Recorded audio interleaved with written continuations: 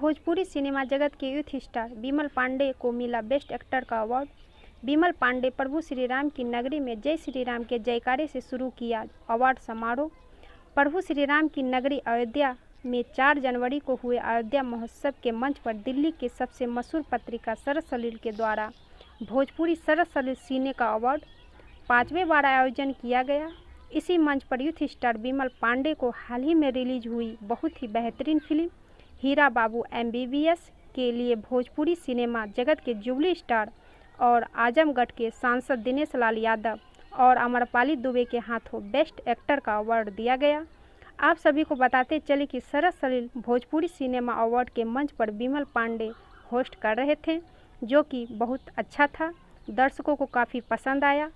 साथ में पल्लवी गिरी के साथ ज़बरदस्त परफॉर्मेंस किया और दर्शकों का जीता दिल।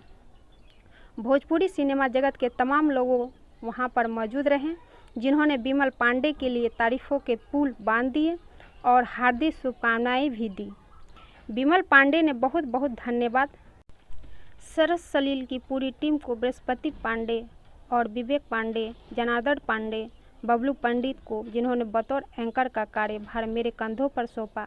आप सभी को दिल से धन्यवाद।